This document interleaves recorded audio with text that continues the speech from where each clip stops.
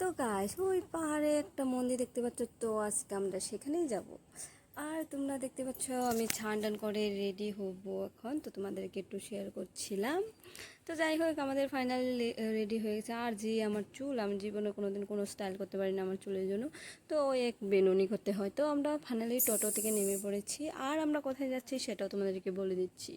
তো আজকে আমি যাচ্ছি বকো পার্বতী পাহাড়। তো এখানে মা পার্বতী দেবীর মন্দির। তো এখানে আমরা আজকে যাচ্ছি সবাই মিলে দর্শন করতে।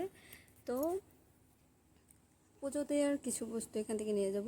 এখানে তেমন কিচ্ছু পাওয়া যায় না, ভগবানের জন্য প্রসাদও নেই এখানে, তো তার জন্য যা পেয়েছি তাই নিয়ে গেছি। তো এখানে আমরা প্রদীপ আর ধূপ ধুনা এইসব জ্বালানোর জন্য বসতে পেয়েছিলাম, আর দুটো ফুল থাকে এরকম আর কি। তো যাই হোক, তো আমরা ফাইনালি এখন ঢুকে গেছি। তো এখানকার জায়গাটা অনেকটাই সুন্দর ছিল, এতটাই সুন্দর।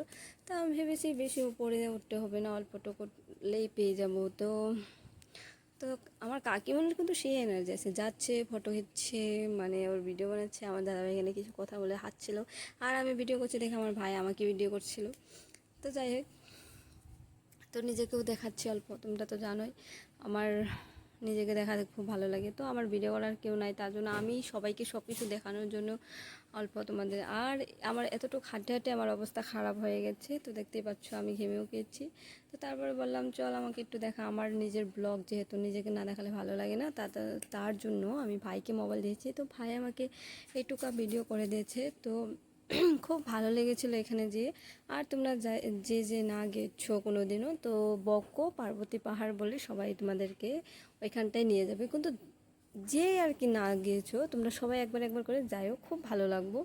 তো আশা করি আমার নিজের খুব ভালো লাগছে। আর দেখতে পাচ্ছ আমি ঘামে কী হয়েছে, আমার অবস্থা খুব খারাপ হয়েছিল, আমি বেশি হাঁটতে পারি না। তো এই পাহাড়টা অনেকটাই উঁচু ছিল। তো আমার কাকিমণির কী এনার্জি দেখতে পাচ্ছ, যাচ্ছে আর রিলস বানাচ্ছে। তো তারপরে দেখো আমরা অনেকখানি উঁচায় উঠে গেছি, তারপরে তোমাদের অল্প জায়গাটুকু দেখাচ্ছি, আর আমি ঘেমে গেছি সেটাও তোমাদেরকে দেখাচ্ছি। তো ফাইনালি অনেক কষ্ট করে আমরা মন্দিরটার সামনে চলে আসলাম। তো আমার দাদা ভাই এখানে কিছু বলছিল, এই গুহাটার ভিতর দিয়েও যাওয়া যায়। তো আমরা ডাইরেক্ট সিঁড়ি দিয়ে যাচ্ছি, এত উপরে উঠেছি কি বলবো, নিজেদেরও খুব ভয় লাগছিল। তো এখানে এসে খুব ভালো লেগেছে।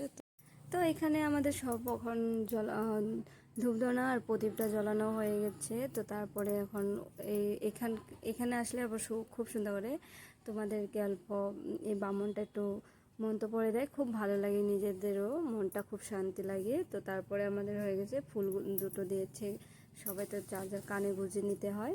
তো তারপরে দেখো এখানকার মন্দিরটা অনেকটাই সুন্দর ছিল, খুব ভালো লাগছিল। তো এখানে গণেশ মন্দিরও আছে। তো তারপর দেখো এত পাথরের মধ্যে কি সুন্দর ফুল ধরে রয়েছে, ফুলগুলাকে অনেক ভালো লেগেছে দেখতে পাচ্ছ। এখানকার মন্দিরটার মধ্যে এসে খুব ভালো লেগেছে।